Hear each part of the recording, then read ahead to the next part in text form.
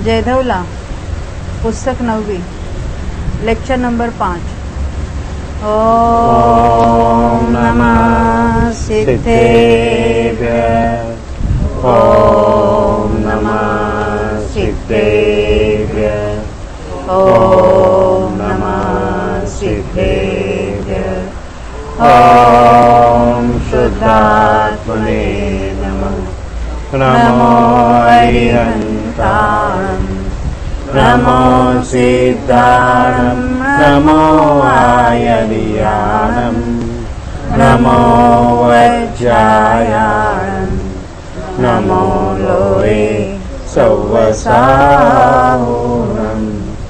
अणुभागभागमेत्तो विजत्तदोषस्य सम्भवो नत्ति, तं पणनीयजिननाभं संकममनुभागगोयरं मोक्षम्।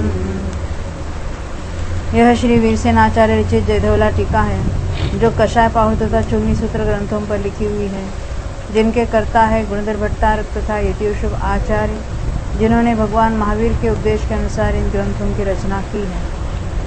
9वीं पुस्तक, जो बंधक नाम का अर्थाधिकार अपना चल रहा है, संक्रमण को देखते हुए अनुभाग संक्रमण का अपना प्रकरण चल रहा है। पृष्ठ संख्या है 27। मूल प्रकृतियों के अनुभाग संक्रमण देखने के पश्चात अभी हम उत्तर प्रकृतियों में देख रहे हैं। तो यहाँ भी उत्तर प्रकृतियों की बात अपने शुरू हुई थी। तो उसमें हमने देखा था कौन कौन सी प्रकृतियों का अनुभाग कितना कितना होता है, किसके घाती कहते, किसको किसको अघाती कहेंगे, किसको स्थान की अपेक्षा चतुस्थानिक, त्रिस्थानिक, द्विस्थानिक कहेंगे, ये बात हमने देखी थी। तो जो घाती कर्म है, यानी घाती कर्मों में जो सर्वघाती प्रकृतियां हैं, उसके सभी स्पर्धक सर्वघाती होते हैं, ये तो हमने देखे थे। और जो देशघाती है, उसमें भी सर्वघाती स्पर्धक भी होते हैं, देशघाती भी होते हैं। 21 पृष्ठ पर हमने सूत्र पढ़ा था नीचे का, सम्यक्त्व, चार संज्वलन और पुरुष वेद को छोड़कर अन्य जो कर्म है उनका संक्रम नियम से सर्वघातिक होता है तथा द्विस्थानिक, त्रिस्थानिक और चतुस्थानिक होता है। यहाँ संक्रमण की बात चल रही है, उदय किस रूप है उसकी बात नहीं चल रही है। तो जिनमें जिनमें सर्वघाती स्पर्धक होंगे तो उनका संक्रमण भी होगा ना, उसका यानी उसका अपकर्षण आदि वहाँ चलेगा, तो उसकी अपेक्षा से वहाँ कहेंगे उसका सर्वघाती संक्रमण है। सर्वघाती में किस किस को लिया है, इनको छोड़कर इन्हें मिथ्यात्व को लिया, सम्यक मिथ्यात्व को लिया है दर्शन मौनी के। अन्य में 4 संज्वलन को छोड़कर 12 कषाय लिए और 9 कषाय में पुरुष वेद को छोड़कर 8 लिए है। पुरुष वेद को भी जो यहाँ लिखा है तो वो नवक बंध की अपेक्षा से देशघाती, उसके बाद देशघाती की एक स्थानिक वहाँ बताया। 4 संज्वलन में भी ऐसा ही समझना था।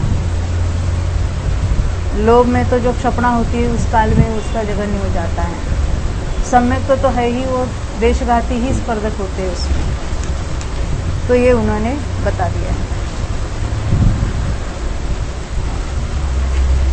यहाँ तो बताते हैं कि जब तक शपक या उपशम श्रेणी नहीं चढ़ता है जी, तब तक उसके 4 संज्वलन और पुरुष वेद का अनुभाग संक्रम भी मिथ्यात्व के समान है, यानी सर्वघाती वाला है।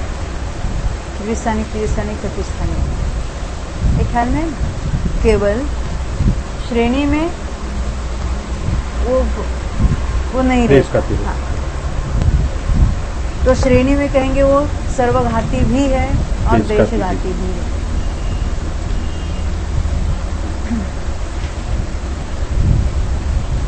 सम्यक्त्व का तो हमेशा देशघाती ही होगा।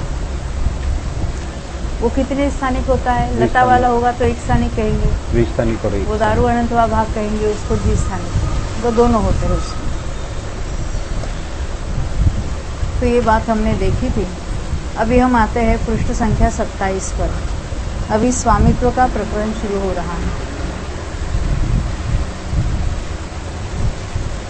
इस समय स्वामित्व का ऊपर कहेंगे स्वामित्तम, स्वामित्व का प्रकरण है, वो भी दिख रहा है, नहीं करना, स्वामित्व।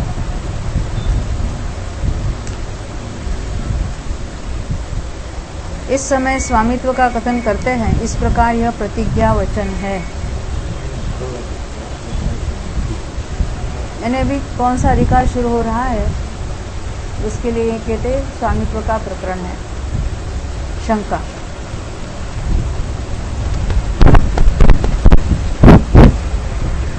सर्वसंक्रम और नो सर्वसंक्रम आदि का सूत्र में निर्देश किस लिए नहीं किया? मैंने पहले अन्य जो अनुयोग द्वार है उसको छोड़कर यहाँ डायरेक्ट इसको क्यों लिया? समाधान नहीं, क्योंकि वे सुगम है, व्याख्यान से ही उनका ज्ञान हो जाता है, इसलिए उनका सूत्र में निर्देश नहीं किया। जघन्य अनुभाग संक्रम और उत्कृष्ट अनुभाग संक्रम को विषय करने वाला होने से वह स्वामित्व दो प्रकार का है। स्वामित्व में जघन्य क्या स्वामी और उत्कृष्ट का स्वामी कहेंगे। उनमें से उत्कृष्ट अनुभाग संक्रम विषयक स्वामित्व का सर्वप्रथम कथन करते हुए आगे का सूत्र कहते हैं। यानी मिथ्यात्व का उत्कृष्ट अनुभाग संक्रमण करने वाला जीव कौन है, इसको कहेंगे उत्कृष्ट का स्वामी। तो मिच्छत्तस्य उत्कर्षानुभाग संक्रमो कस्य, मिथ्यात्व के उत्कृष्ट अनुभाग संक्रम का स्वामी कौन है, यह सूत्र सुगम है। इन्हें प्रश्न समझ में आवे ऐसा है, उसका उत्तर तो अभी बता रहे हैं। उत्कर्ष अनुभागम बंधी दूण आवलीय परिभगस्य अन्नदरस्य, मिथ्यात्व के उत्कृष्ट अनुभाग का बंध कर प्रतिभग्न हुए, प्रतिभग्न ने उत्कृष्ट बंध से भी वो लौटा है पीछे, जिसे एक आवली काल हुआ है, ऐसा अन्यतर जीव मिथ्यात्व के उत्कृष्ट अनुभाग संक्रम का स्वामी है। हमने देखा था संक्रमण तो बंधावली के पश्चात शुरू होगा। जब विभक्ति देखते थे हम, अनुभाग विभक्ति, तो बनते ही समय उसकी उत्कृष्ट अनुभाग विभक्ति हो जाती थी। यहाँ तो संक्रमण की अपेक्षा बात चल रही है, तो वहाँ तो आवली के पश्चात कहेंगे। मिथ्यात्व के उत्कृष्ट अनुभाग को उत्कृष्ट संक्लेश से बांधकर जिसे प्रतिभग्न हुए एक आवली हो गया है, उसके प्रकृत उत्कृष्ट स्वामित्व होता है। शंका, प्रतिभग्न हुए एक आवली काल को छोड़कर बंद होने के प्रथम समय में ही उत्कृष्ट स्वामित्व क्यों नहीं दिया जाता? उसका समाधान नहीं, क्योंकि बंधावली को बिताए बिना कर्म में अपकर्षण आदि रूप संक्रमणों की योग्यता नहीं पाई जाती।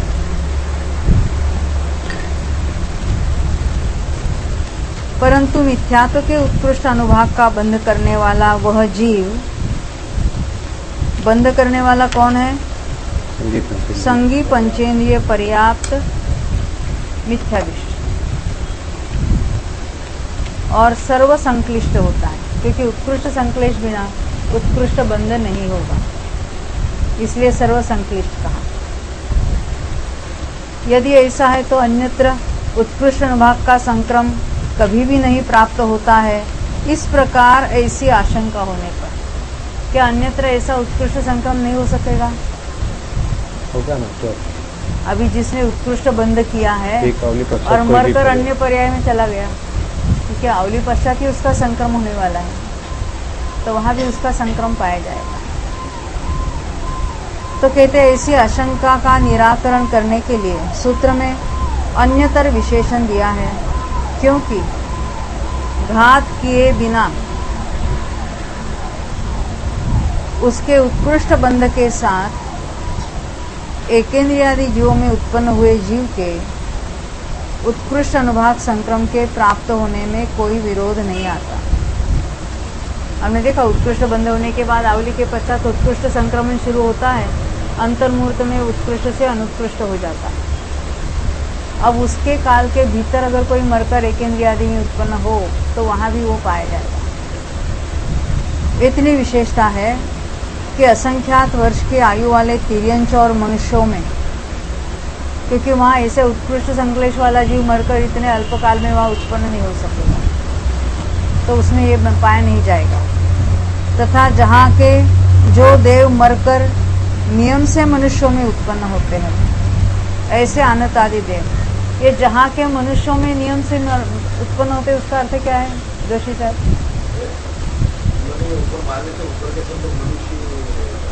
हाँ देखो, सहस्रार के ऊपर, सहस्रार तक 2 ऑप्शन है, कोई तिर्यंच में जन्मते है, कोई मनुष्यों में, और ऊपर अनंत आदि से तो शुक्ल लेशा है, सभी मनुष्यों में ही उत्पन्न होते हैं।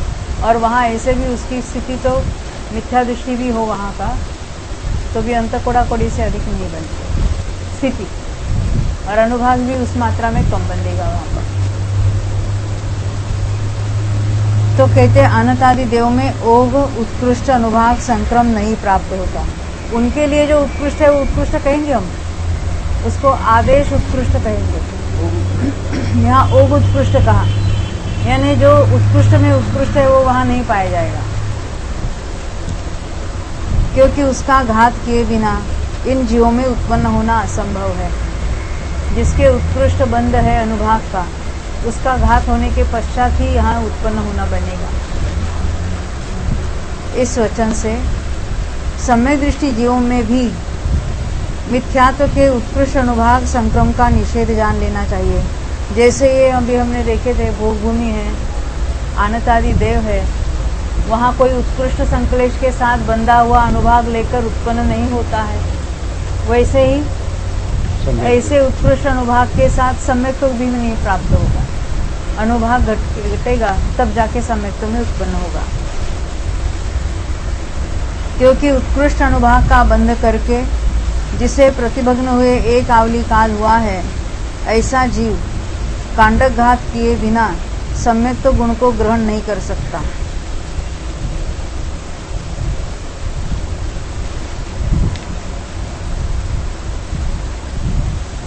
देखो, ये अनुभाग कांडक की बात है, क्योंकि हमने पहले देखा था सम्यक और सम्यक मिथ्यात्व की उत्कृष्ट स्थिति किसकी होती है? 70 कोड़ा कोड़ी। तो 70 कोड़ा कोड़ी का उत्कृष्ट बंध किया है अंतर्मूर्त, और अंतर्मूर्त के पश्चात वहाँ उत्पन्न होता है, तो उसकी उत्कृष्ट स्थिति है। तो वहाँ कांडक घात किए बिना वो गया था, केवल अंतर्मूर्त बीत गया, तो अंतर्मूर्त प्रमाण उसमें से समय घट गए, निषेक घट गया। यहाँ क्या कहते हैं? कांडक घात किए बिना वहाँ उत्पन्न नहीं हो सकता, यानी एक अंतर्मूर्त में उत्कृष्ट से अनुत्कृष्ट हो ही जाता है। उत्कृष्ट बंध किया है अनुभाग का, वो मिथ्या दृष्टि रहा भले, फिर भी अंतर्मूर्त में उत्कृष्ट से अनुत्कृष्ट अनुभाग हो जाता है उसका। एक अंतर्मूर्त में वो अनुत्कृष्ट होगा, इसलिए कहते हैं, हमने देखा था ना, अंतर्मूर्त के अलावा, अंतर्मूर्त के बिना वो समय को भी नहीं प्राप्त कर सकता।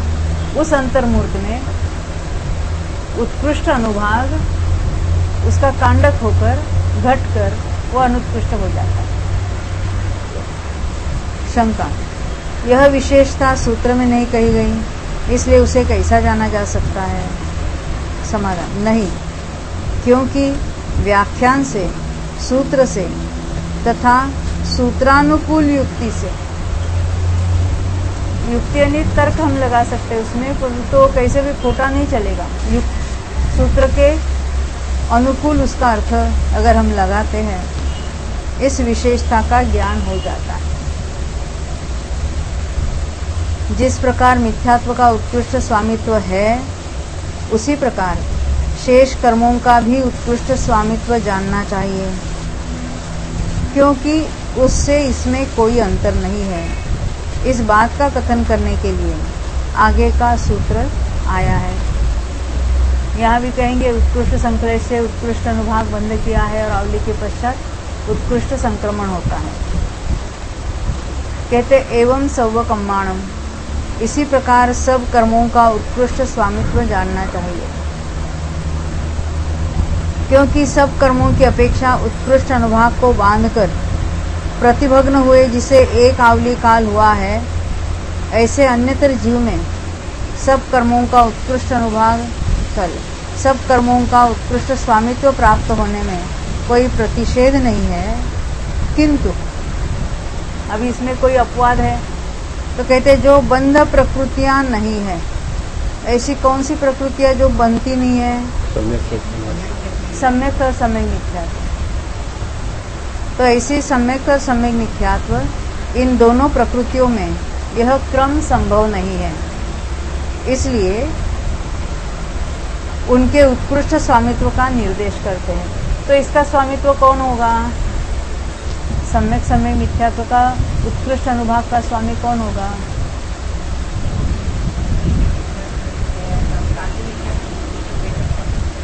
वेदक सम्यक्त्व प्राप्त करने वाला। फिर उसका अनुत्कृष्ट कब होगा? विसंयोजना करेगा तब। विसंयोजना करेगा तब। क्षपणा के अलावा अन्य कहीं पर भी उसका उत्कृष्ट ही रहता है, अनुत्कृष्ट भी नहीं रहता। विसंयोजना भी नहीं होगा? भी नहीं होता। अच्छा, बेस सोचा, क्योंकि क्रिया में हमने देखा था, क्रिया में अनुभव कम। इसके लिए नहीं, स्थिति कम होगी उसकी, अनुभाग नहीं कम होगा। जिसके जिसके सम्यक सम्यक मिथ्यात्व की सत्ता है, एक्सेप्ट कौन सा? वो दर्शन मोहनी की क्षपणा करने वाला। नहीं पड़ेगा। अब ये देखते हैं, देखो, नवरी सम्मत सम्मा मिच्छत्तान मुक्कस अनुभाग संकमो कस। किंतु इतनी विशेषता है कि सम्यक और सम्यक मिथ्यात्व के उत्कृष्ट अनुभाग संक्रम का स्वामी कौन है? प्रश्न चिन्ह करना है यहाँ पर।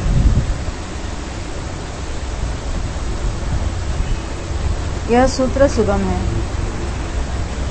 दंसन मोनिय खवयम मोट्टुन जस्य संतकम्म मत्ति तस्य उपकस्सानुभव संकमो। दर्शन मोनि के क्षपक को छोड़कर जिसके उक्त कर्मों का सत्व पाया जाता है, वो उनके उत्कृष्ट अनुभाग संक्रम का स्वामी है। एक्चुअली वो उसके अनुभाग विभक्ति का स्वामी है कहना चाहिए, क्योंकि उद्वेलना में अंतिम आवली में प्रवेश करने पर उसका संक्रमण रुक जाता है। अनुभाग संक्रमण भी नहीं होगा, सत्ता में होते हुए भी संक्रमण नहीं है। परंतु उसकी चर्चा छोड़कर अन्यत्र कि जहाँ जहाँ इन कर्मों की सत्ता है और क्षपणा नहीं हो रही है, उस काल में इनका अनुभाग उत्कृष्ट ही रहता है थ्रू आउट। देखो, क्योंकि दर्शन मुनि के क्षपक के सिवा अन्यत्र उक्त कर्मों का अनुभाग कांडक नहीं होता।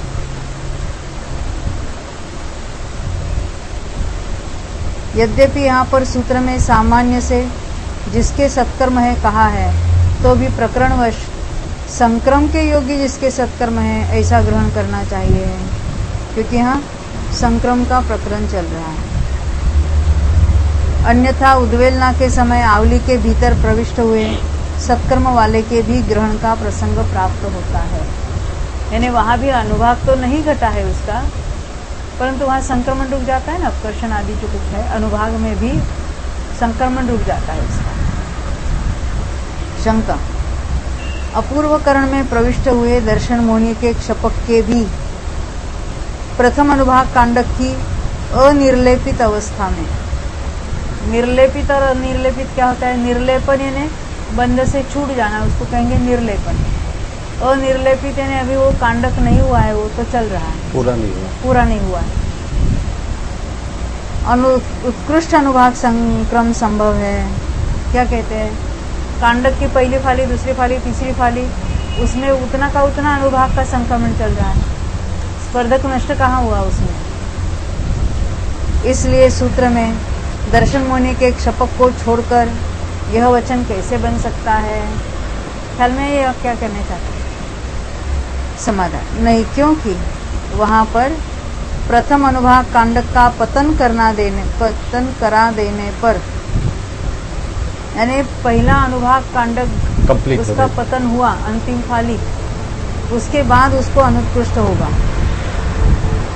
तो प्रथम अनुभाग कांडक का पतन करा देने पर जो दर्शन मुनि का क्षपक है, वही सूत्र में दर्शन मुनि के क्षपक रूप से विवक्षित है, अथवा दर्शन मुनि की क्षपना करने वाले को छोड़कर अन्य जिसके उक्त कर्म की म के ऊपर रखा चाहिए,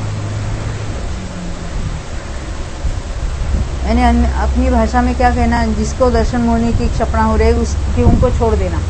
बाकी जिनके जिनके उनकी सत्ता है उनके नियम से उक्त कर्मों का उत्कृष्ट अनुभाग संक्रम होता है, परंतु दर्शन मोह की क्षपणा करने वाले जीव के ऐसा कोई नियम नहीं है, क्योंकि उत्कृष्ट अनुभाग संक्रम से अनुविद्ध प्रथम अनुभाग कांडक का घात कर देने पर वहाँ अनुत्कृष्ट अनुभाग संक्रम की उत्पत्ति देखी जाती है।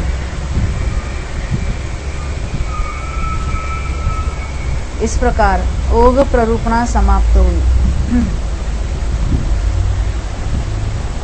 आदेश से सब मार्गणाओं में अनुभाग विभक्ति के समान भंग है।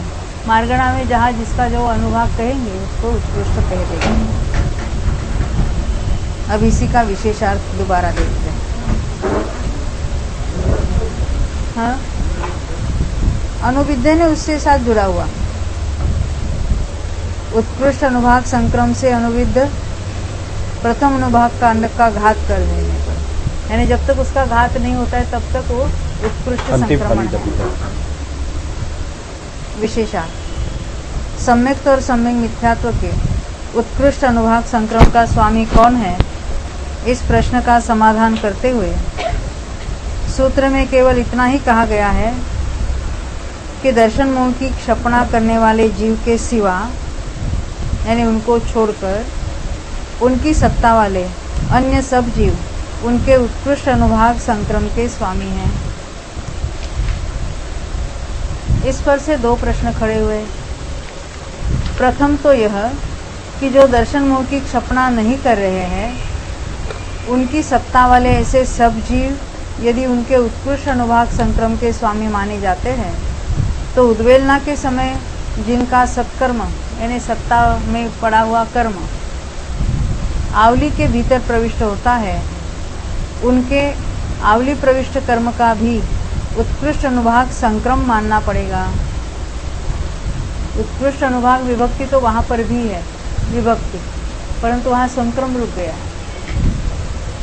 टीका में इस प्रश्न को लक्ष्य रखकर जो कुछ कहा गया है उसका भाव यह है, यद्यपि सूत्र में दर्शन मोह की क्षपणा करने वाले को छोड़कर जिसके सत्कर्म हैं ऐसा सामान्य वचन कहा गया है, पर उससे उद्वेलना के समय आवली प्रविष्ट सत्कर्म वाले जीवों को छोड़कर अन्य सत्कर्म वाले जीवों का ही ग्रहण करना चाहिए। यद्यपि यहाँ पर यह कहा जा सकता है यह अर्थ कैसे फलित किया गया है, सो उसका समाधान यह है कि आवली प्रविष्ट कर्म का संक्रम आदि नहीं होता, ऐसा ध्रुव नियम है।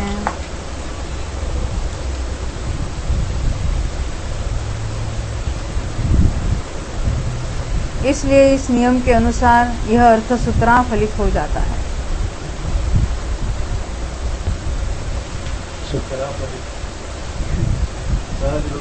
सहज। दूसरा प्रश्न यह है कि अपूर्वकरण में प्रथम स्थिति कांडक घात के पूर्व उक्त कर्मों का उत्कृष्ट अनुभाग संक्रम संभव है। ये कौन सा अपूर्वकरण की बात चल रही है? क्षपणा, दर्शन मोह। हाँ, दर्शन मोह की क्षपणा में जो करण लगती है उसकी बात चल रही है। ऐसी अवस्था में दर्शन मोह की क्षपणा करने वाले को छोड़कर यह वचन देना उचित नहीं है। उसका जो समाधान किया है उसका भाव यह है कि यदि इतने अपवाद को छोड़ दिया जाए तो दर्शन मोह का क्षपक जीव उत्कृष्ट अनुभाग का संक्रामक नहीं होता। इसलिए सूत्र में अन्य सब अवस्थाओं को ध्यान में रखकर दर्शन मोह के क्षपक को छोड़कर यह वचन दिया है। शेष कथन सुगम है। बात ख्याल में आइए, जब दर्शन मोह की क्षपणा शुरू होती है तो वहाँ जो अपूर्वकरण होते हैं वहीं से अनुभाग कांडक इसके शुरू होते हैं, उसके पहले नहीं। उसके स्थिति के घात तो हमने देखे थे, परंतु अनुभाग का नहीं होता। उद्वेलना में जब जो सम्यक तो मिथ्यात्व रूप हो जाता है तभी उनका ये उत्कृष्ट जो है सम्यक्त्व का उससे मिथ्यात्व का बढ़ जाएगा। आपका प्रश्न ऐसा है ना, वो सम्यक्त्व से मिथ्यात्व का बढ़ जाएगा, तो सम्यक्त्व का किस रूप है पहले ये देश उत्तर? का रूप है, लता दारू है, और मिथ्यात्व में मिथ्यात्व सर्वघाती ही ठीक है। वो मिथ्यात्व होता है, उसका अर्थ है वो अनुभाग सर्वघाती हो जाता है। हाँ, तो बढ़ जाएगा ना। आपके प्रश्न में उसका उत्तर है, वो मिथ्यात्व रूप होता है, बढ़े बिना मिथ्यात्व कैसे हुआ? हाँ। समझ में आती है ना बात? वो मिथ्यात्व हुआ कैसे हुआ? हाँ, वो कुछ पर प्रकृति ऐसी तो नहीं, अनुभाग बढ़ने से उसको मिथ्यात्व हाँ। कह रहे, वो है तो दर्शन मुनि की। तो उसका पहले देशघाती रूप अनुभाग था, वो सर्वघाती रूप होकर मिथ्यात्व वाला जो सर्वघाती है उतना हो गया, तब हम उसको मिथ्यात्व वाला कहेंगे। मिथ्यात्व हुआ उसी का अर्थ उसका देशघाती छूट कर सर्वघाती, और वो मिथ्यात्व के योग्य सर्वघाती होगा। नहीं तो हम उसको सम्यक मिथ्यात्व भी कह सकते थे, अकेले सर्वघाती होता तो, है ना? तो अभी तक हमने उत्कृष्ट अनुभाग संक्रमण के स्वामी देखे, अब जघन्य को देखेंगे। हाँ, कौन से देशघाती चतुस्थानी होता ही नहीं। अब देशघाती के बोल रहे हैं कि सर्वघाती के? देशघाती प्रकृति कह रहे हैं कि देशघाती प्रकृति में चतुस्थानी होता है कि नहीं, ऐसा आपका प्रश्न है? हाँ, होता है वहाँ पे तो सर्वघाती। सर्वघाती का उत्कृष्ट और देशघाती का उत्कृष्ट, इसमें कुछ अंतर है क्या? तो ये अनुभाग के जो हमने देखे थे ना, अनुभाग विभक्ति में अल्पभूत्व देखो, उसकी बात ख्याल में आ जाएगी। उसमें उत्कृष्ट और जघन्य में स्वामित्व देखना, उत्कृष्ट में अल्पभूत्व देखना पड़ेगा।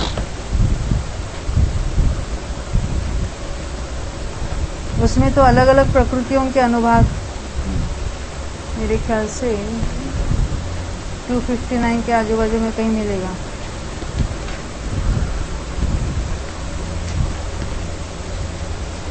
इसके भी पहले होना चाहिए।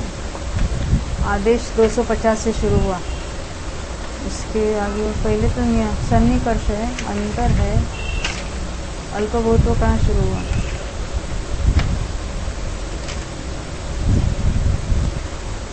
उत्कृष्ट अनुभाग का अल्पभूत्व,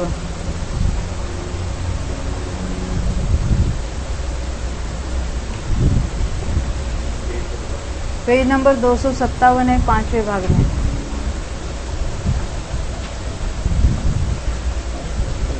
देखो, मिथ्यात्व का उत्कृष्ट अनुभाग बंध सबसे तीव्र है, 1 नंबर पर। दूसरे नंबर पर अनंतानुबंधी लोभ का उत्कृष्ट अनुभाग बंध अनंत गुणाहीन है।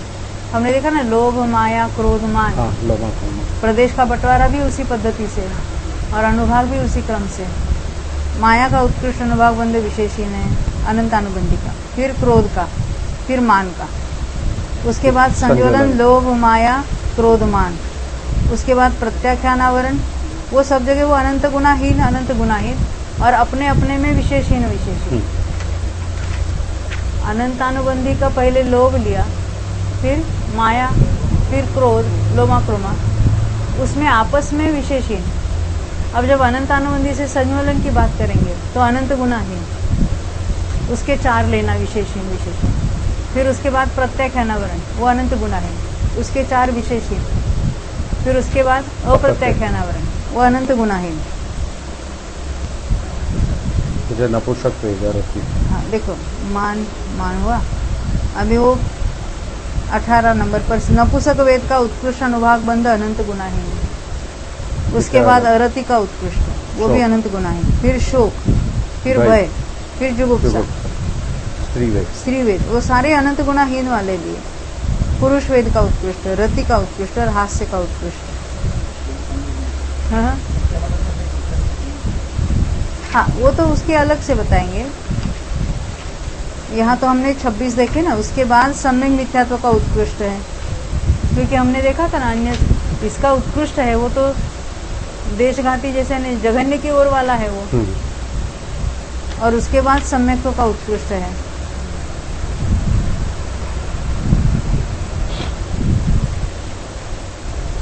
क्या है, पढ़ते हैं फिर भी सभी बातें तो याद रखना मुश्किल है ना।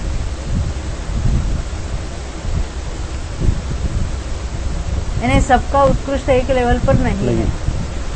अभी अभी हमने शिविर किया था ना, वो प्रदेशों का बंटवारा इसी क्रम से देखा था।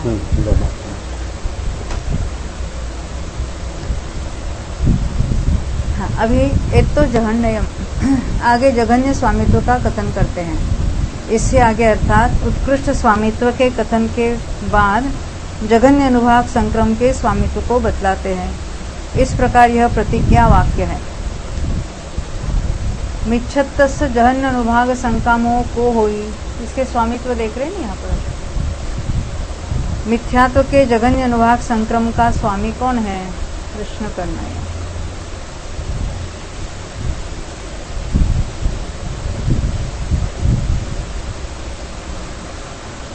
कहते हैं एकेंद्रिय, द्विंद्रिय, तीन्द्रिय, चतुरिंद्रिय, पंचेंद्रिय, संगी असंगी, बादर, सूक्ष्म, पर्याप्त, अपर्याप्त, इनमें से इनका स्वामी कौन है?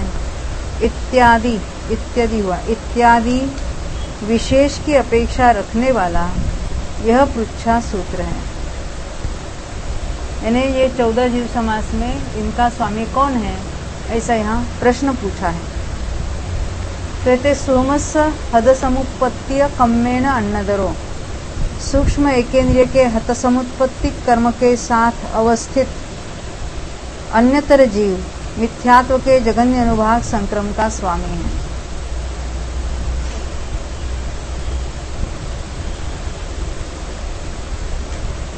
देखो यहाँ क्षपणा वाला जीव नहीं लिया है, यानी क्षपणा के काल में भी अनुभाग इतना नहीं घटता जितना हत समुत्पत्ति वाले को घटता है। यहाँ सूत्र में सूक्ष्म पद के ग्रहण करने से सूक्ष्म निगोद अपर्याप्त जीव का ग्रहण करना चाहिए। वहाँ तो सूक्ष्म एकेंद्रिय इतना ही बता दिया, परंतु वो सूक्ष्म निगोद अपर्याप्त ऐसा उसको समझना चाहिए, क्योंकि अन्यत्र मिथ्यात्व के जघन्य अनुभाग संक्रम की उत्पत्ति नहीं देखी जाती। मिनिमम पॉसिबल इसमें होते हैं सूक्ष्म निगोद अपर्याप्त में, वो भी हत समुत्पत्ति वाले जीव। शंका, सूक्ष्म निगोद पर्याप्त का ग्रहण क्यों नहीं करते? नहीं, क्योंकि उनमें हत समुत्पत्तिक जघन्य अनुभाग इससे अनंत गुणा पाया जाता है। ये बार बार हत समुत्पत्तिक शब्द डाला है, बंध की अपेक्षा से नहीं डाला है। हमने बंध में देखा था सूक्ष्म पर्याप्त को बंध अधिक होगा, यानी जघन्य की ओर भी ज्यादा मिनिमम होगा उसका, परंतु यहाँ हत समुत्पत्तिक के द्वारा ये बात बता रहे हैं।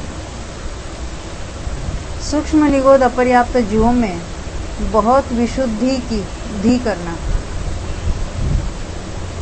बहुत विशुद्धि की आशंका करना भी ठीक नहीं है, क्योंकि अपर्याप्त जीव में मंद विशुद्धि से भी बहुत अनुभाग का घात संभव है। द्वि हुआ है ना, धी करना। हाँ, आप क्या देखो, दो जगह विशुद्ध भी हुआ है, विशुद्धि करना,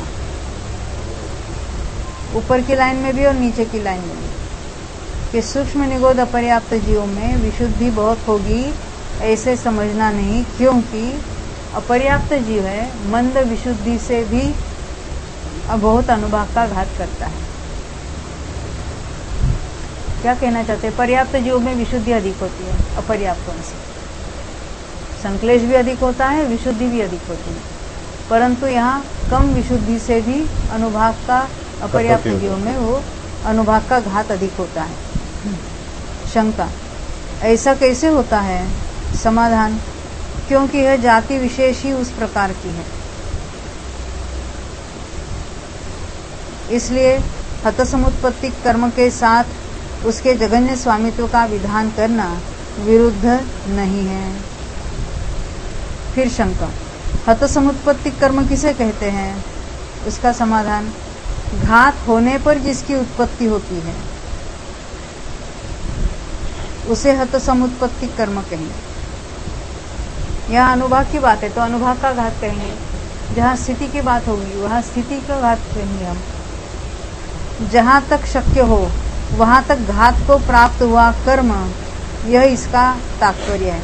यानी मैक्सिमम पॉसिबल घात जहाँ तक पॉसिबल है वहां तक उसका घात हुआ है, इसको कहेंगे हत समुत्पत्ति जीव।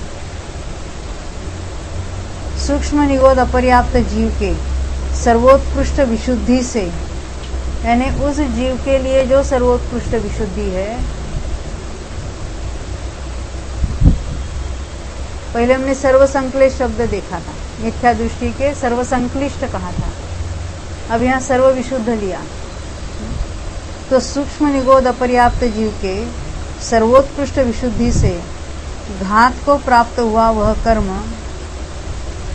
जघन्य अनुभाग सत्कर्म रूप होता है,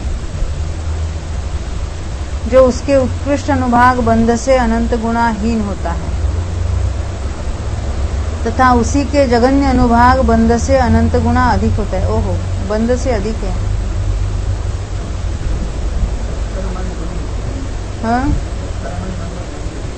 हाँ, दोनों देखो, फिर से पढ़ेंगे इसको। ये जो घात से जो प्राप्त हुआ है, कौन सा? सर्व अधिक से अधिक विशुद्धि के द्वारा जो मैक्सिमम पॉसिबल घात होकर जो अनुभाग अभी यहाँ प्राप्त हुआ है, वो कितना है? तो यहाँ का जो उत्कृष्ट अनुभाग बंध है, बंध की बात है, उससे अनंत गुणाहीन तो है ही है, परंतु यहाँ जो जघन्य अनुभाग है उससे अनंत गुना अधिक है, बंध से अधिक है। मुझे लगा था ये बंध से भी कम है, ऐसा नहीं, बंध से अधिक है।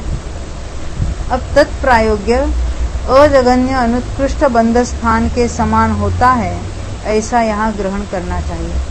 यानी वो अनुत्कृष्ट है और अजघन्य है, उत्कृष्ट से अनंत गुणाहीन है, और जो जघन्य बंध है उससे अनंत गुना अधिक है, इन बिटवीन वाला है। घात के द्वारा प्राप्त हुआ अनुभाग कितना है? उत्कृष्ट से अनंत गुना हीन है और जघन्य से अनंत गुना अधिक है, बंध की अपेक्षा। सूक्ष्म अपर्याप्त की बात कर। नहीं, यहाँ पे हत समुत्पत्ति का जो अनुभाग है वो कम है, और जो वहाँ पे जो यथा योग्य एकेंद्रिय के योग्य जो बंध करता है वो उससे अनंत गुना है। उल्टा देखो, फिर से पढ़े। सूक्ष्म निगोद अपर्याप्त जीव के सर्वोत्कृष्ट विशुद्धि से घात को प्राप्त हुआ वह कर्म जघन्य अनुभाग सत्कर्म रूप होता है, यानी सत्ता में उसका जघन्य अनुभाग सत्कर्म होता है। तो ये हत समुत्पत्ति की बात है। हाँ, उसके उत्कृष्ट अनुभाग बंध से अनंत गुणाहीन होता है, तथा उसी के जघन्य अनुभाग बंध से अनंत गुणा अधिक होता है। हत समुत्पत्ति वाला ज्यादा है और जघन्य अनुभाग बंध जो कम है, करता है वो कम है। हाँ।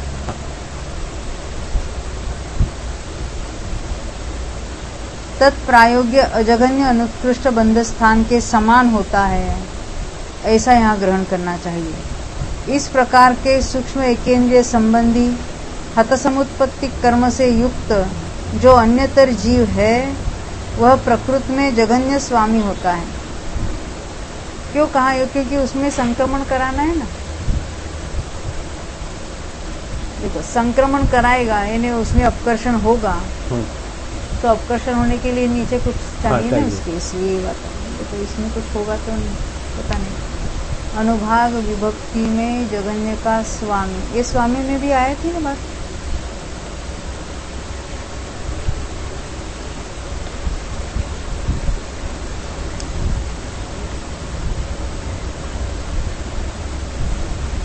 एक 161 आजू बाजू में कहीं होगा।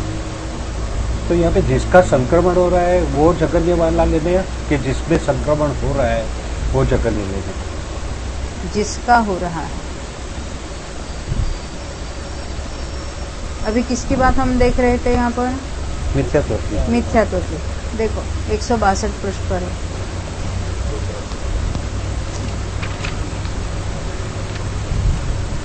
ये भी उससे भी पहले से ये चर्चा है, इसको हम देखते हैं।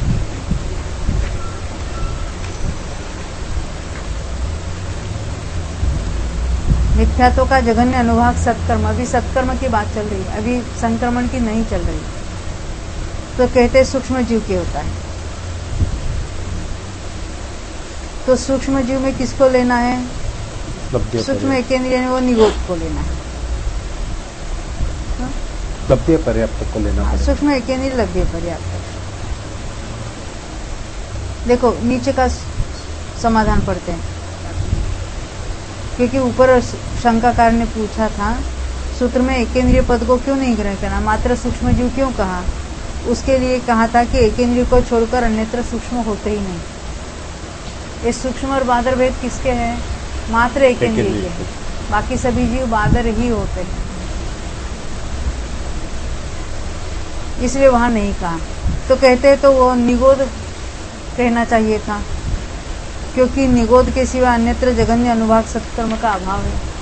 तो उसके लिए कहते हैं सूक्ष्म पद के निर्देश से ही उनका ग्रहण हो जाता है, उसका खुलासा कहते हैं।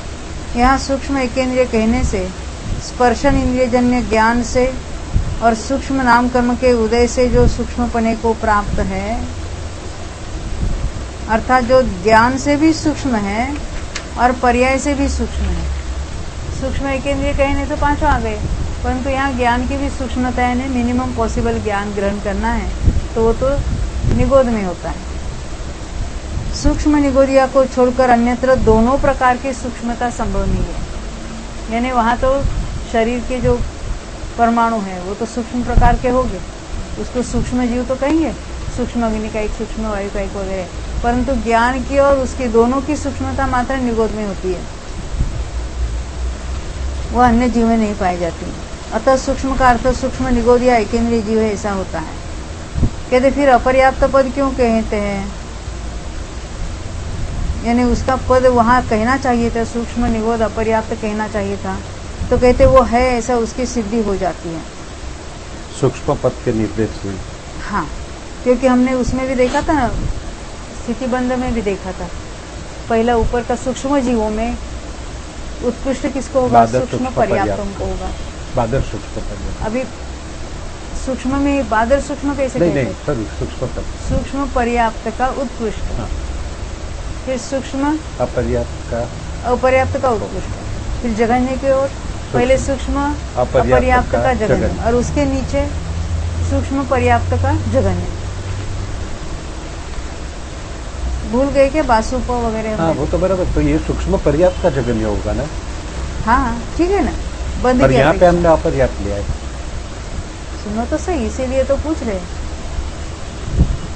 तो शंका, यदि सर्वविशुद्ध सूक्ष्म एकेंद्रीय अपर्याप्त जीव के जगन्य अनुभाग बंध होता है तो उसे जगन्य अनुभाग स्वीकार करते हो, तो अपर्याप्त जीव की विशुद्धि से पर्याप्त जीव की विशुद्धि अनंत गुनी होती है, इसीलिए तो उसका जगन्य बंध और नीचे की ओर होता है। हमने पहले देखा था ना, स्थिति बंध की अपेक्षा मैं बता रही हूँ, ये जिसकी विशुद्धि ज्यादा है उसका बंध कम हो सकता है। तो यहाँ हमने ना सूक्ष्म पर्याप्त का उत्कृष्ट, फिर उत्कृष्ट में सूक्ष्म अपर्याप्त का उत्कृष्ट। अब जघन्य की ओर पहले सूक्ष्म अपर्याप्त का जघन्य और फिर सूक्ष्म पर्याप्त का जघन्य। तो ये जघन्य भी ज्यादा है, उत्कृष्ट भी ज्यादा है सूक्ष्म पर्याप्तों में ही। तो पर्याप्तों में संक्लेश भी ज्यादा हो सकता है, विशुद्धि भी अधिक से अधिक विशुद्धि भी हो सकती है। अगर सर्व विशुद्धि की बात करनी है तो सूक्ष्म पर्याप्त को कहना चाहिए था, ये उसका प्रश्न है, क्योंकि उसकी विशुद्धि अनंत गुनी होती है। अतः सूक्ष्म एकेंद्रीय पर्याप्त जीव के जो जगन्य अनुभाग बंध होता है उसे क्यों नहीं स्वीकार किया, ये प्रश्न था। नहीं, क्योंकि घाते गए अनुभाग में बचे हुए शेष अनुभाग सत्कर्म का यहाँ ग्रहण किया गया है। यहाँ पर नवीन बंध की प्रधानता नहीं है। जब जघन्य अनुभाग सत्कर्म कह दिया है, घात के द्वारा जो शेष बचा उसको लिया है, बंध की बात यहाँ नहीं ली है। क्या कहना चाहते हैं? मान लेते उसका इतना पहले अनुभाग था, घात होते होते होते कि इतना बचा, ये घात के द्वारा इतना उसके अनुभाग रह गया है, इतने स्पर्धक रह गए। अभी उसने नया बंध इतना किया, फिर भी सत्ता में तो ये है ना, कहना क्या चाहते, सत्ता में तो इतना पड़ा है, घात होने के बाद इतना रह गया है और नया बंध उससे कम हुआ है, तो नया बंध कम है, मगर सत्ता में तो अधिक वाला वो घात वाला तो पड़ा है ना। इसलिए सत्ता की अपेक्षा मिनिमम किसको कहेंगे? जो घात के द्वारा प्राप्त हुआ है उसको।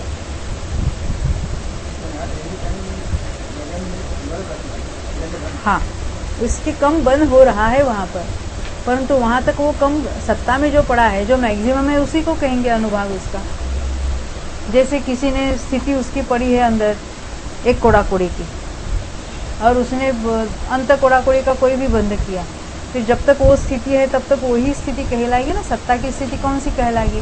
जो मैक्सिमम पड़ी है वो। बंध कम भी हुआ है, फिर भी वहां पर जो सत्ता में पड़ा है उसको हम कहेंगे, उसमें स्थिति सत्व उसको कहेंगे हम। ऐसे ही तो उसकी विशुद्धि के द्वारा यहाँ जो घात होता है, घात होकर जो बचता है, यानी इतना तो सत्ता में पड़ा ही है, इससे कम बंद हो सकता है, परंतु सत्ता वाला कर्म घटकर इतना नहीं हो सकता। ये बात बताना चाहते हैं। ख्याल में यही बात है। घटकर इतने तक पहुंच गया, अब नया बंध इससे कम हो रहा है, परंतु ये जो घटा हुआ है इससे नीचे नहीं घट सकता, भले बंध कम हुआ। पर हमने आगे देखा हस्तसमुत्त प्रतीक वाले का कम होता है, और जो बंधक की अपेक्षा जो देखा वो कहाँ देखा? आगे के पुस्तक अभी देखा ना, अभी तो पढ़ा इसको।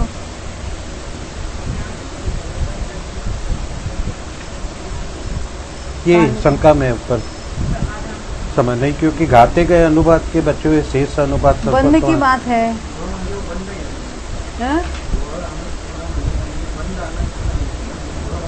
बंध की बात है।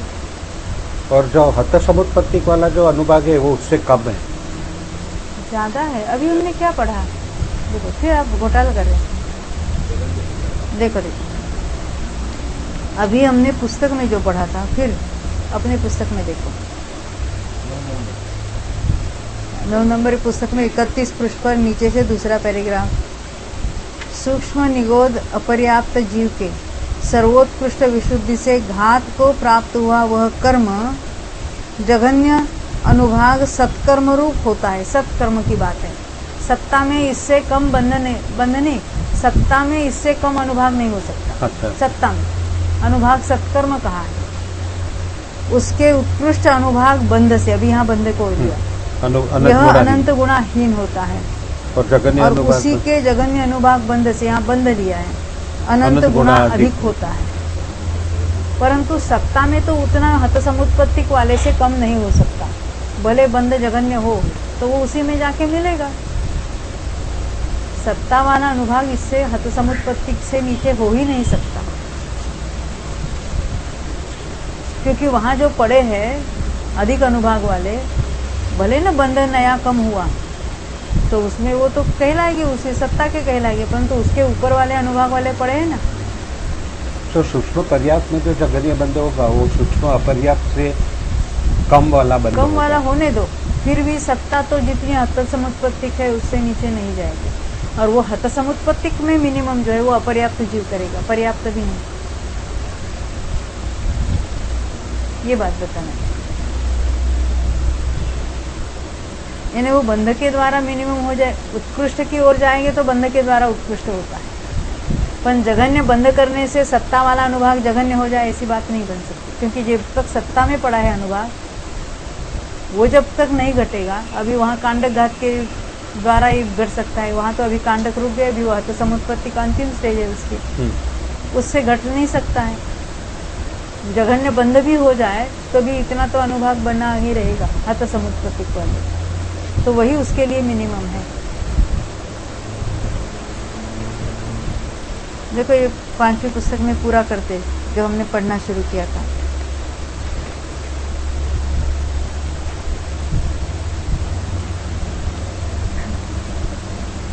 देखो समाधान, घाते गए अनुभाग में बचे हुए शेष अनुभाग सत्कर्म का यहाँ ग्रहण किया है। यानी सत्ता में जितना अनुभाग शेष रहता है उसकी बात है, बंधने की बात नहीं। नया जो बंध हो गया भले कम है, परंतु सत्ता में जो अधिक, उससे अधिक पड़ा है ना, वो कैसे कम हो सकता है? जघन्य बंध हुआ, फिर भी जो सत्ता में जो मिनिमम पॉसिबल जो है वो उससे अनंत गुना अधिक है। तो ये कम बंधेगा तो भी उसमें जाके मिलेगा, उससे अधिक यानी उससे कम तो नहीं हो सकता है, क्योंकि अभी जो हत समुत्पत्ति की जो मर्यादा है, लिमिट है घात होने की, वो तो पहुंच चुकी है।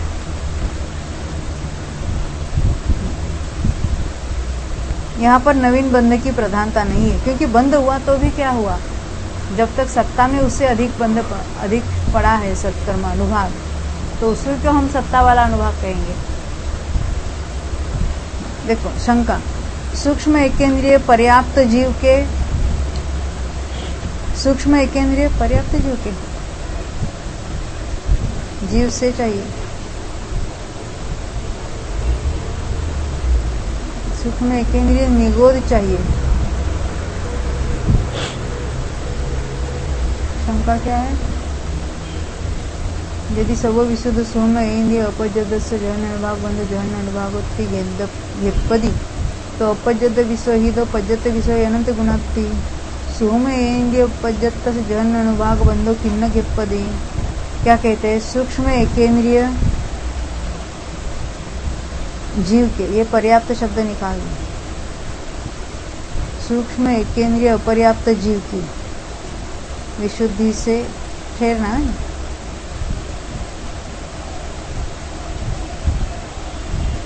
अच्छा, देखो यहाँ कॉमा देना है, सूक्ष्म एकेंद्रिय पर्याप्त जीव के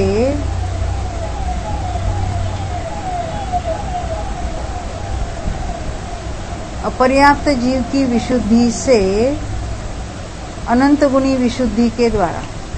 क्या कहना चाहते हैं हम, इसका जरा वाक्य बदल लेंगे अपनी भाषा में।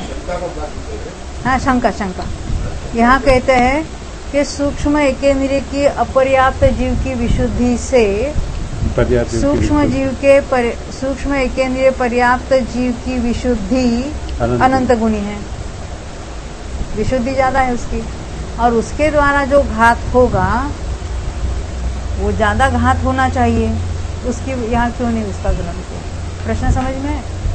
विशुद्धि किसकी ज्यादा है, पर्याप्त की ज्यादा है, तो उसमें घात भी ज्यादा होना चाहिए था। जहाँ विशुद्धि ज्यादा है वहाँ घात भी ज्यादा होना चाहिए था। उसका समाधान नहीं, क्योंकि जाति विशेष के कारण सूक्ष्म निगोद या अपर्याप्त जीव के थोड़ी विशुद्धि के होने पर भी घात करने से जो अनुभाग शेष रहता है वह सूक्ष्म पर्याप्त के जघन्य अनुभाग को देखते हुए अनंत गुणाहीन है। जाति विशेष के कारण सूक्ष्म निगोद लब्ध्य पर्याप्त के भले विशुद्धि कम है सूक्ष्म पर्याप्तों से, फिर भी वो ज्यादा घात करता है। घात होने के बाद जो वहाँ अनुभाग बचता है वो मिनिमम है। पर्याप्त जीव घात के द्वारा जो अनुभाग प्राप्त करते हैं वो अनंत गुना अधिक है और इससे कम है। इसलिए यहाँ सूक्ष्म पर्याप्त के अनुभाग का ग्रहण नहीं किया है। नहीं, यहाँ पे ऐसा बता रहे हैं ना कि जघन्य अनुभाग संक्रमण बता रहे हैं, तो जघन्य में जघन्य अनुभाग संक्रमण जो पर्याप्त के होगा उससे अपर्याप्त का डिफरेंस कम है, तो वहाँ पे जघन्य संक्रमण हो रहा है, इसे बता रहे हैं। नहीं, अनुभाग विभक्ति की बात चल रही है, यहाँ पे विभक्ति की बात है। हाँ, तो हम लोग जो अभी जो जहाँ विभक्ति कम है वहीं पर संक्रमण जघन्य कहलाएगा। हाँ, तो यहाँ पे विभक्ति ये सूक्ष्म पर्याप्त के कम है, उससे सूक्ष्म पर्याप्त की अनुभाग ज्यादा है उसका। हाँ, तो वहाँ पे डिफरेंस ज्यादा हो जाएगा। कहाँ का डिफरेंस की बात ही नहीं यहाँ पर, क्योंकि वहाँ पे विशुद्धि ज्यादा है तो वहाँ पे अनुभाग भी इतना कम हो जाएगा। नहीं तो, होता ना, वही तो बताते हैं। नहीं, बंध की अपेक्षा बंध कम हुआ तो क्या हुआ, जब तक सत्ता में अनुभाग अधिक पड़ा है तो कम बंध से कुछ फर्क नहीं पड़ने वाला। देखो इतना अनुभाग सत्ता में पड़ा है, ये हत समुत्पत्ति जीव के लिए जो संक्रमण जो देखो होता अभी है, अब सुनो पहले। हाँ, ये ज्यादा था उसका एक इंद्रिय के योग्य। हाँ, ये हत समुत्पत्ति, ये हत समुत्पत्ति हुआ। हाँ, कौन है ये, पर्याप्त वाला हत समुत्पत्ति हुआ। हाँ, अब ये जो अपर्याप्त जीव है उसके भी ज्यादा था। हाँ, उसका देखो इसका बंध कितना होता था, पर्याप्त का मिनिमम होता था। हाँ, इसका बंध ज्यादा होता था। बराबर, और इसका भी हत समुत्पत्ति का लेवल समान है। अभी समझो ना। हाँ, अभी इसने हत समुत्पत्ति के द्वारा इतना किया, हाँ। परंतु ये सूक्ष्म जीवों ने हत समुत्पत्ति के द्वारा इतना किया, हाँ। ये उसके लेवल आ गए। हत समुत्पत्ति के द्वारा इतना हुआ, हाँ। इसका हत समुत्पत्ति के द्वारा इतना है, हाँ। इसका नया बंध ज्यादा है, इसका कम है, हाँ। परंतु ये कम हो या ज्यादा हो कुछ फर्क नहीं पड़ता। हमें ये लिमिट सत्ता में पड़ी है तो उससे कम हुआ तो क्या हुआ, उससे सत्ता वाला अनुभाग तो कम होने वाला नहीं है। बंध इसका मिनिमम है, पर्याप्त का मिनिमम है, इसका थोड़ा ज्यादा है, परंतु हत समुत्पत्ति द्वारा जो शेष बचा, इसका हत समुत्पत्ति और इसका हत समुत्पत्ति, इस पे डिफरेंस है। इसमें अपर्याप्त का हत समुत्पत्ति से शेष बचा कर्म कम है, यानी इसके अनुभाग विभक्ति मिनिमम है। तो इसका जब संक्रमण होगा वो मिनिमम वाला, तो उसको मिनिमम संक्रमण कहेंगे, जघन्य संक्रमण कहेंगे, क्योंकि इसके हत समुत्पत्ति द्वारा इतना, तो इससे अभी सत्ता वाला कम नहीं होने वाला। तो इसका कितने ही काल वो जघन्य बंध करता रहे फिर भी उसकी सत्ता में इतना ही रहेगा, इससे कम नहीं होगा।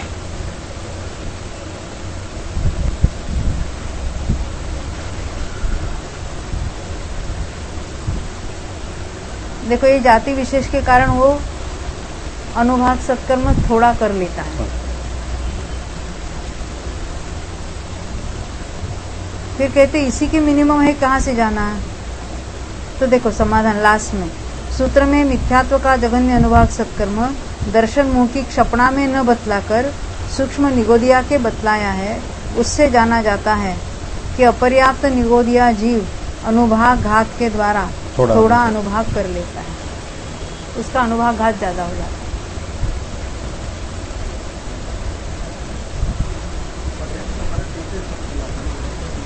हाँ?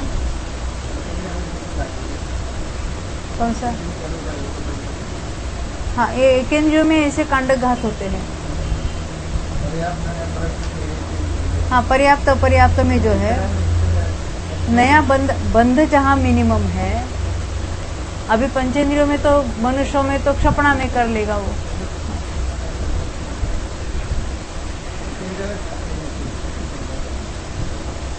एकेंद्रियों में होते हैं, यानी वहाँ अपर्याप्त सूक्ष्म एकेंद्रिय अपर्याप्त की विशुद्धि ज्यादा, विशुद्धि कम है, पर्याप्त उनकी विशुद्धि ज्यादा है, तो वहाँ पे वो बंध भी और कम करता है। फिर भी घात के द्वारा जो शेष बचता है अपर्याप्त वो अपर्याप्तों में ज्यादा घात हो जाता है, ज्यादा घात होकर कम कर्म बचता है, अनुभाग कम बचता है, इसलिए उसको लिया।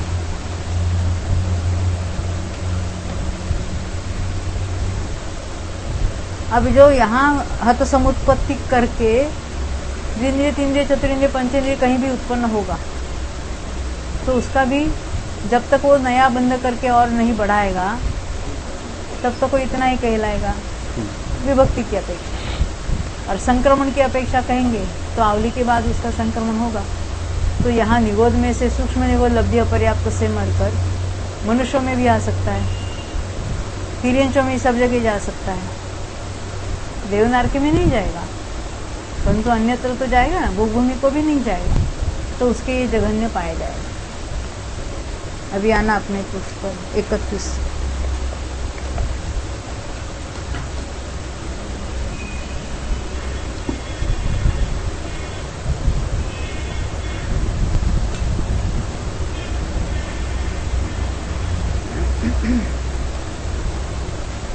देखो फिर से पढ़ेंगे ये पैराग्राफ लास्ट वाला। सूक्ष्म निगोद अपर्याप्त जीव के सर्वोत्कृष्ट विशुद्धि से, उसके लिए सर्वोत्कृष्ट विशुद्धि, घात को प्राप्त हुआ वह कर्म जघन्य अनुभाग सत्कर्म रूप हो।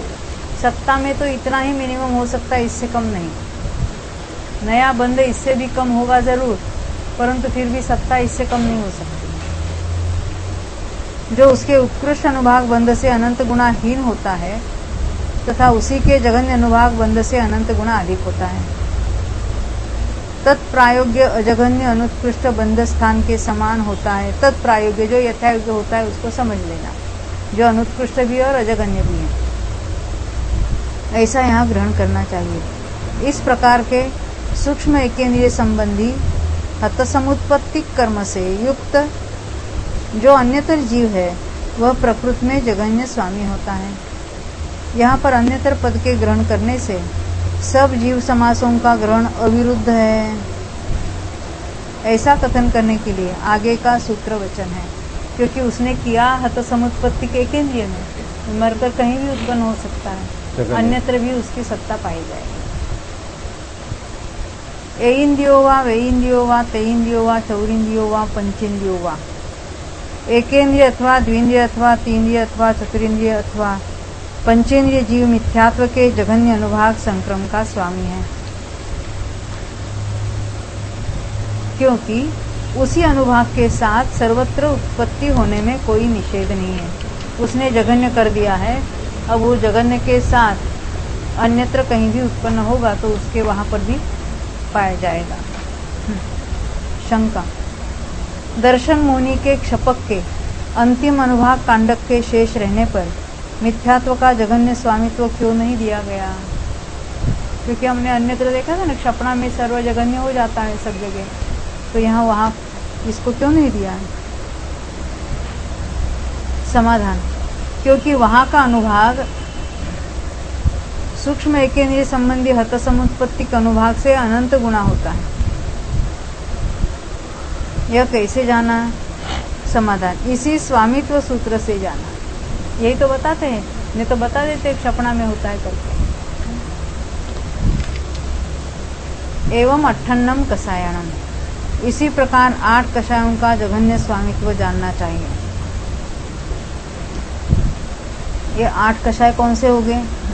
अप्रत्याख्यान प्रत्याख्यान। हाँ, अप्रत्याख्यान अनंत प्रत्याख्यान। क्योंकि अनंत अनुबंधी का जघन्य तो संयोजना होने पर कहेंगे, और संज्वलन का जघन्य तो क्षपणा में कहेंगे। तो ये जो 8 कषाय है, मध्य 8 कषाय, यानी प्रत्याख्यान अप्रत्याख्यान। तो कहते एवं अट्ठन्नम कषायन, इसी प्रकार 8 कषायों का जघन्य स्वामित्व जानना चाहिए। इसी प्रकार यानी वो सूक्ष्म निगोध में उसको इसी प्रकार कहा।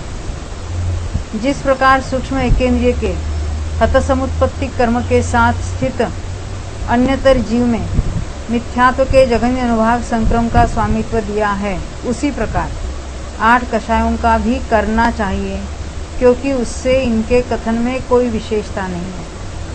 यानी वो जघन्य वहाँ हत समुत्पत्ति किया सूक्ष्म निगोध लब्ध्य पर्याप्त में, और मरकर अन्यत्र कहीं भी जन्म लिया उसने, तो जब तक उसका उससे उत्कृष्ट बंध नहीं होगा तब उसका उतना ही जघन्य स्वामित्व है, और उसमें से जघन्य संक्रमण भी होगा।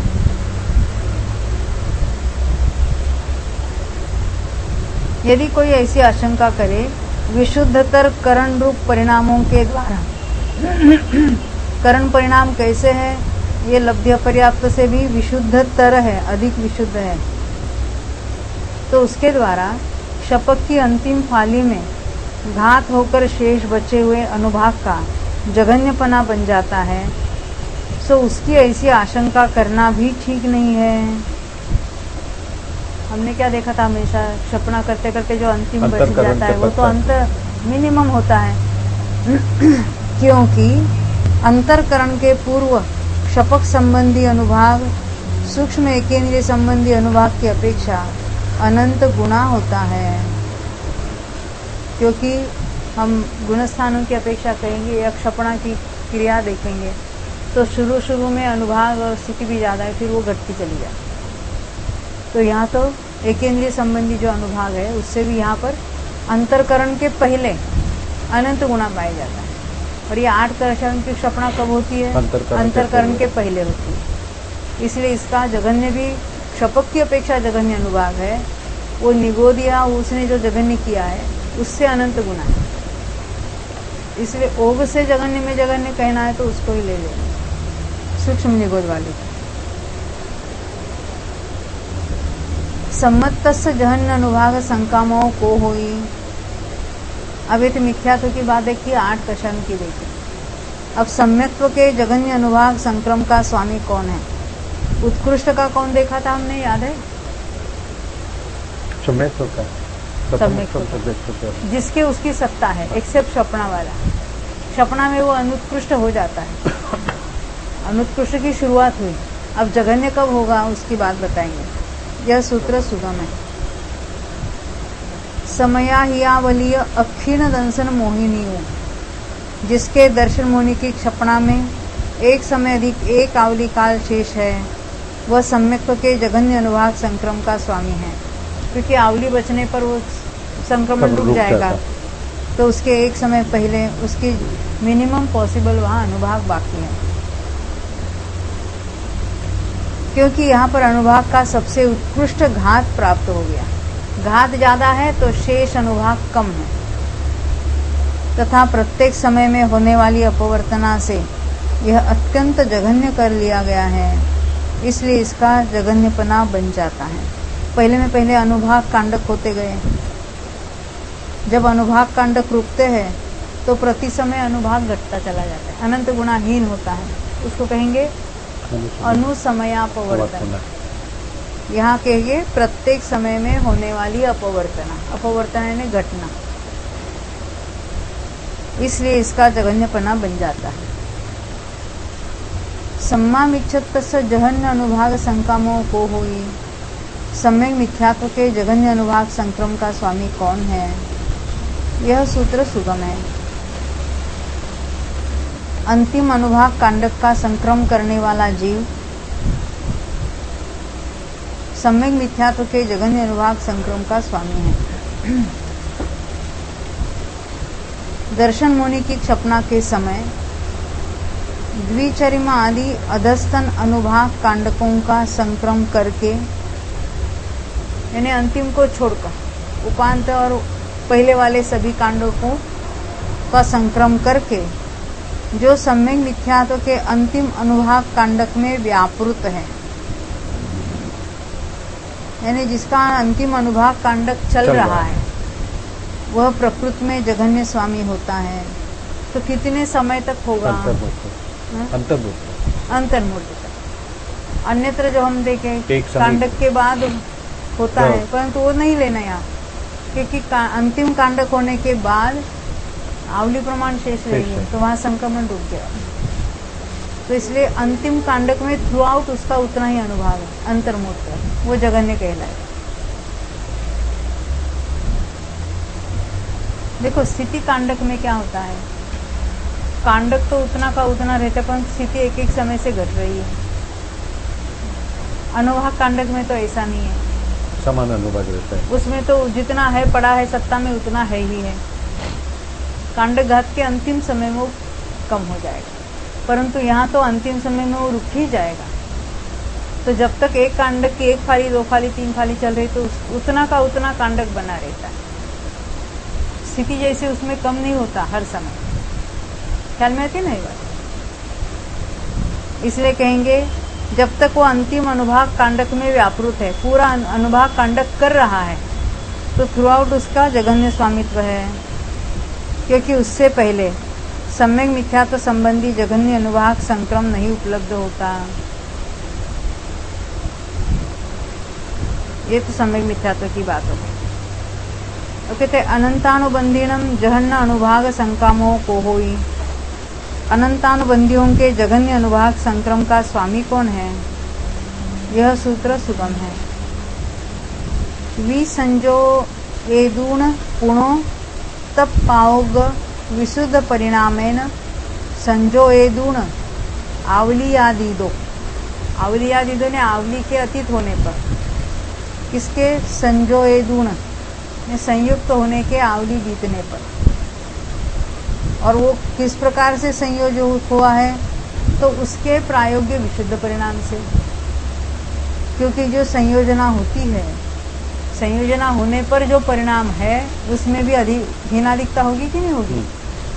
तो यहाँ कहते उसमें तत्प्रायोग्य विशुद्ध परिणाम से संयोजित हुआ है, उसके आवली के पश्चात ये जघन्य संक्रमण होगा अनुभाग का। अभी हम इसका हिंदी पढ़ेंगे। विसंयोजना के बाद पुनः तत्प्रायोग्य विशुद्ध परिणाम से उनकी संयोजना करके जिसे एक आवली काल हुआ है, वह अनंतानुबंधियों के जघन्य अनुभाग संक्रम का स्वामी है। कौन है स्वामी? ख्याल में अभी उस पर चर्चा समाधान और चलेगा। शंका विसंयोजना के बाद इसे पुनः संयोजना में क्यों प्रवृत्त कराया है? अन्यत्र जैसे हम देखते हैं स्थिति में तो विसंयोजना के अंतिम कांडक की बात की थी उन्होंने, तो यहाँ तो संयोजना होने की बात क्यों उठाई? विसंयोजना में बता देते तो हमें जैसे क्षपना में होता है वैसे वहां पर हो जाता। तो कहते हैं सब द्विस्थानिक अनुभाग सत्कर्म को गलाकर नवक बंध संबंधी अनुभाग में जगन्य स्वामित्व का विधान करने के लिए। क्या कहते? विसंयोजना में क्या हुआ था? पहले सत्ता में जितना अनुभाग था वो सब गल गया, अन्य प्रकृति रूप हो गया, नहीं वो अनंतानुबंधी का रहा नहीं। अब जब वो मिथ्यात्व में आया है तो नया बंध करेगा। तो मिथ्यात्व में आया है, आते ही नया जो बंध करेगा वहां जगन्य अनुभाग बांधेगा, क्योंकि उसके अंतर्मुहूर्त तक तो परिणाम तो विशुद्ध की ओर ही रहते हैं। तो नवक समय संबंधी अनुभाग में जगन्य स्वामित्व का विधान करने के लिए विसंयोजना के बाद इसे पुनः संयोजना में प्रवृत्त कराया है। उसमें भी असंख्यात लोक प्रमाण प्रतिपात स्थानों में से, ये प्रतिपात स्थान क्या होते हैं? हाँ, गिरने के स्थान। तो जो विसंयोजना के बाद मिथ्यात्व में आया है वहां जीव के कितने अलग अलग परिणाम हो सकते हैं, असंख्यात लोक प्रमाण हो सकते हैं। तो उसमें से यह तत्प्रायोग्य जगन्य संक्लेश संबंधी परिणाम से संयुक्त है।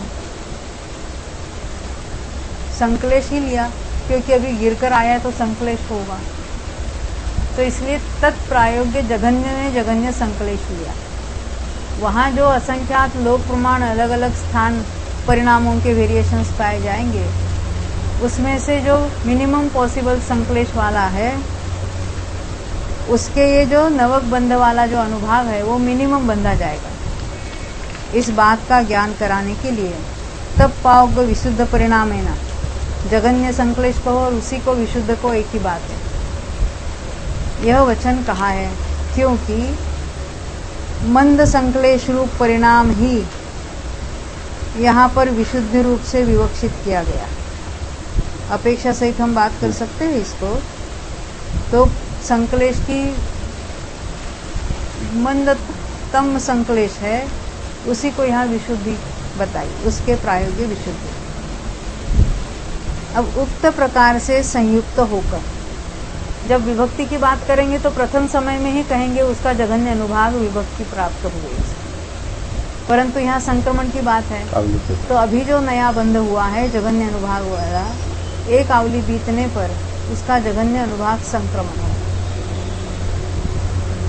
तो उक्त प्रकार से संयुक्त होकर जिसे एक आवली काल हुआ है वह प्रकृति में जगन्य स्वामी है, क्योंकि संयुक्त होने के प्रथम समय में जो नवक बंध होता है वो ध दिख रहा है क्या बराबर? बंध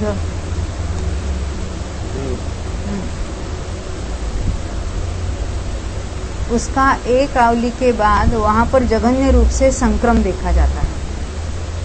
इससे आगे जगन्य स्वामित्व का संबंध करना शक्य नहीं है, क्योंकि पहले समय में जगन्य था, दूसरे समय में अनुभाग बढ़कर बंधेगा। तो जब दूसरे समय की आवली प्राप्त हो जाएगी बाद में तो उसका अधिक संक्रमण होगा, क्योंकि संयुक्त होने के द्वितीय आदि समयों में संक्लेश की वृद्धि हो जाने से, यानी वो नियम से हो ही जाती है, अनुभाग बंध बढ़ जाता है, इसलिए उसमें संक्रम के योग्य जगन्यपना नहीं पाया जाता है। यानी संक्रम में जो जगन्य में जगन्य होगा वो तत्प्रायोग्य जगन्य, यानी मंद संक्लेश से बंधा हुआ जो जगन्य अनुभाग है पहले समय में, वो एक आवली के बाद जब उसका संक्रमण होता है तो वहां पर ही होगा, अन्यत्र नहीं। शंका, मिथ्यात्वादी प्रकृतियों के समान सूक्ष्म एकेंद्रिय के हतसमुत्पत्ति कर्म के साथ भी यहाँ पर जगन्य स्वामित्व क्यों नहीं किया? अन्य कषाय में लिया, इसका क्यों नहीं लिया वहां पर? समाधान, नहीं, क्योंकि घात करने से शेष बचा हुआ का प्राचीन अनुभाग सत्कर्म इससे अनंत गुना होता है। यानी यहाँ पर संयोजना के प्रथम में समय में बंधा हुआ अनुभाग अनंत गुना और वहाँ का सूक्ष्म एकेंद्रिय में जो घात के द्वारा प्राप्त हुआ अनुभाग है वो अनंत गुना वाला है। इसलिए अनंतानुबंधी में संयोजना के पहले समय में जो जघन्य में जघन्य बंध हुआ है अनुभाग का, उसका जब संक्रमण होगा तब कहेंगे जघन्य संक्रमण।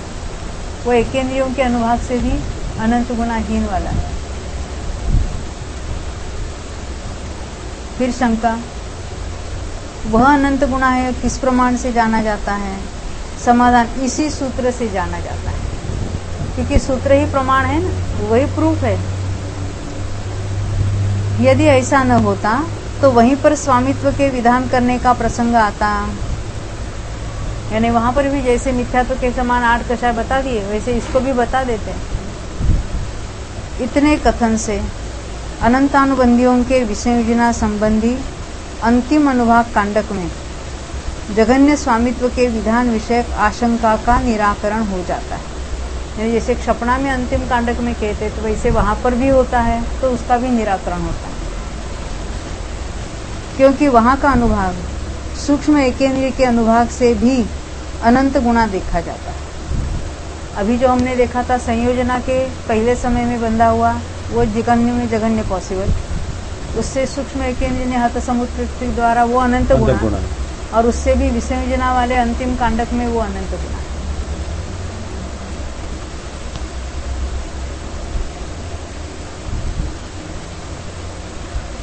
और यह बात असिद्ध भी नहीं है, क्योंकि सुहमाणुभागमुवरी अंतर्मकदे दुघालिकम्माणम, इस वचन से वह सिद्ध स्वरूप ही है।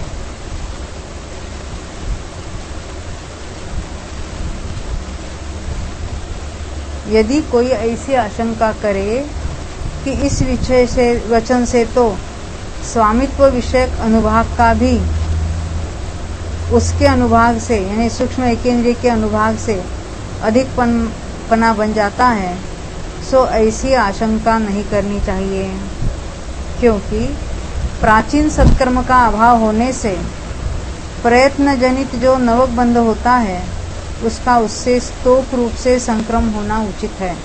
क्योंकि वहाँ पर जो विसंयोजना आदि में जो पड़ा है ना, सत्ता में पड़ा हुआ प्राचीन कर्म है, इसका अनुभाग बहुत ज़्यादा पड़ा था और वो अधिक अनुभाग के साथ ही वहाँ नष्ट हो जाता है।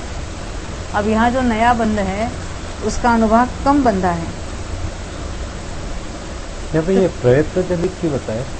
प्रयत्न जनित यानी यहाँ पर जो कुछ परिणामवश, प्रयत्न जनित यानी परिणामवश, यहाँ जो मंद परिणाम है उसको प्रयत्न जनित कहेंगे।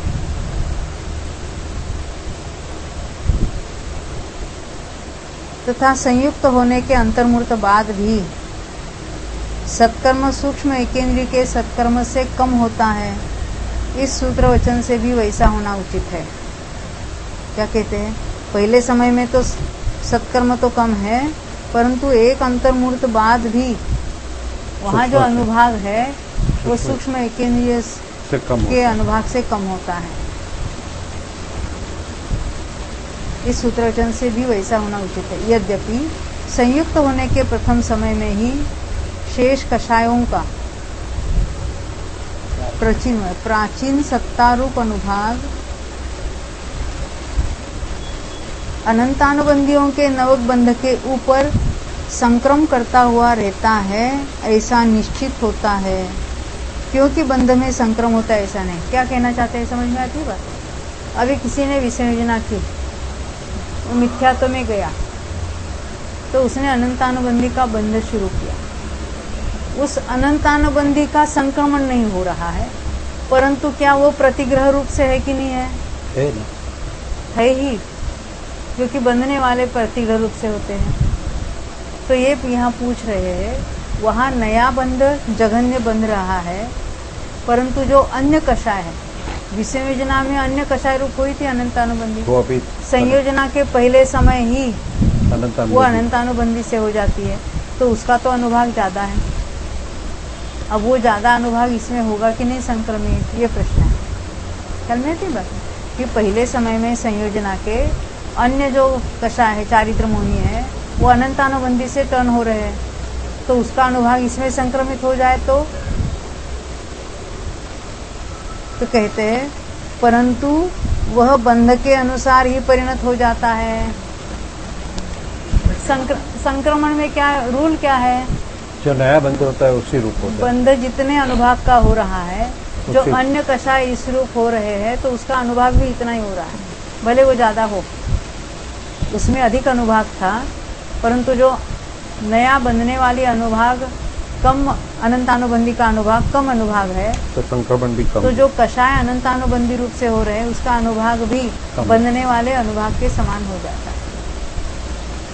ये बात यहाँ बताएं। इसलिए उसके जघन्य होने में कोई विरोध नहीं है। इसलिए यहाँ पर नया बंध भी जघन्य है और इसमें संक्रमित होने वाले कर्म भी इतने ही जघन्य होकर परिणत हो जाते हैं।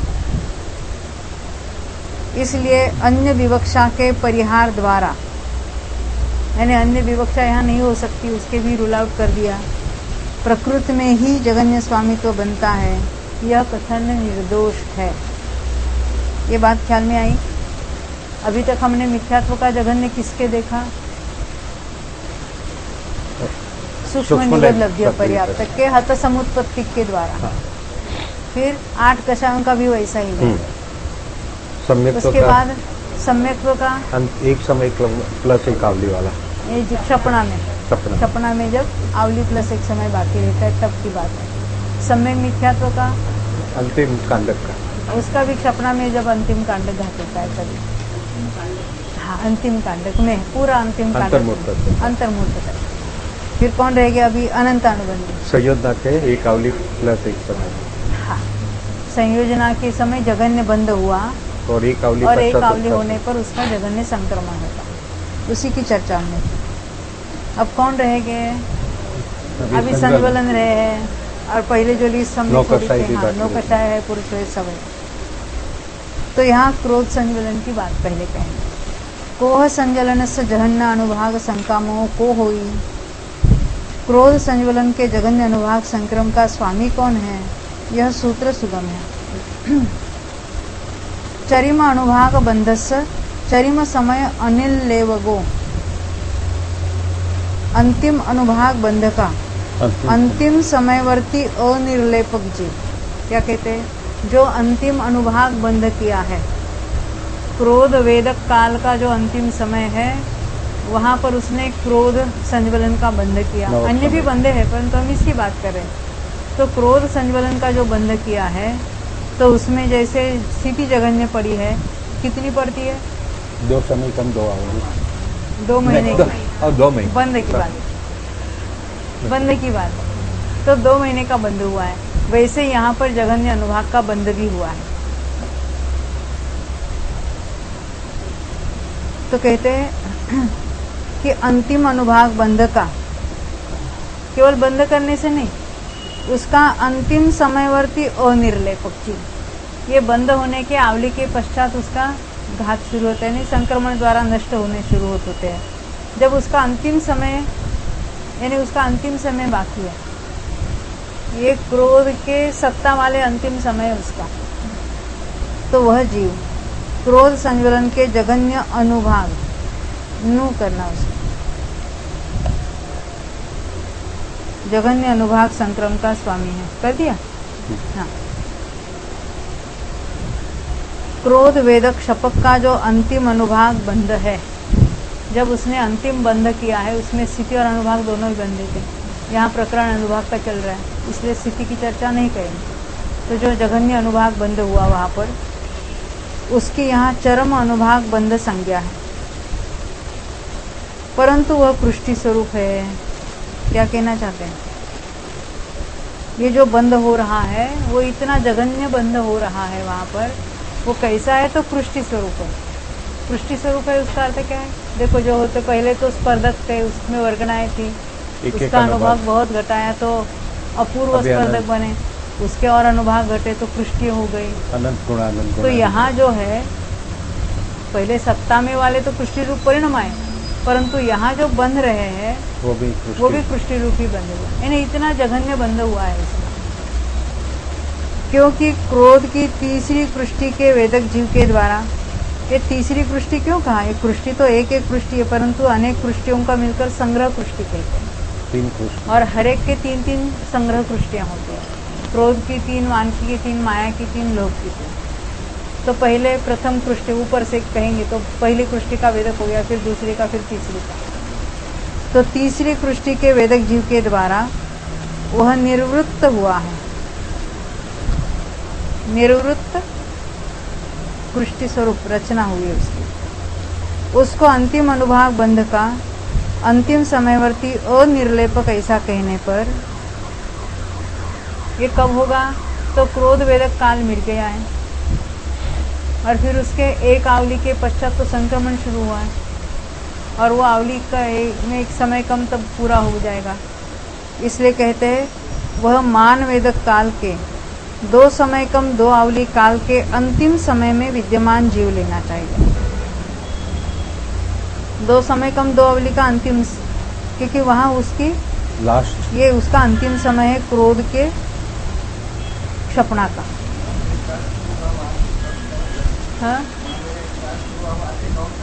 हाँ, मान वेदक शुरू हुआ ना, 2 समय क्योंकि कम क्रोध 2 वेदक के अंतिम समय में उसको क्रोध का बंध हुआ है। वो तो बंध हो, बंध के समय से लेकर आवली काल तक उसका संक्रमण नहीं होगा। तो आवली पूरी हुई ने उसमें एक समय तो इसका कम हो गया, बंध का एक समय उसी में ले लेना, तो वहाँ एक समय कम एक आवली है। फिर आगे के आवली में उसकी क्षपणा होती है, उसमें भी एक समय कम करना। तो 2 समय कम 2 आवली वहाँ पर जो स्थित है, अभी वो सत्ता में क्रोध वहाँ पड़ा है, अभी नेक्स्ट समय वो नष्ट होने वाला है। निर्लेपन हो रहा है। तो अभी भी अनिर्लेपक, उतने उसकी एक खाली रह गई है, तो वो जीव लेना है। वह प्रकृति में जगन्य स्वामी है। यहाँ पर सूत्र में यद्यपि स्वोदय से स्वामित्व होता है ऐसा विशेषण लगाकर नहीं कहा है, तो भी स्वोदय से स्वामित्व को ग्रहण करना चाहिए, क्योंकि शेष कषाण के उदय से चढ़े हुए क्षपक के क्रोध संज्वलन का अनुभाग स्पर्धक रूप से ही निर्लेपन को प्राप्त होता है। जरा इसका अर्थ देखेंगे, क्या कहते हैं, कल लिखना पड़ेगा, ठीक है। इसलिए उसमें जघन्यपना नहीं बन सकता। यही रुकते हैं, अभी उसकी चर्चा करते हैं।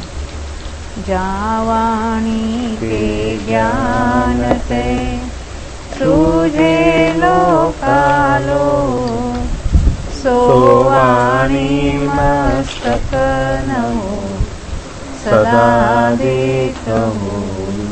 मैं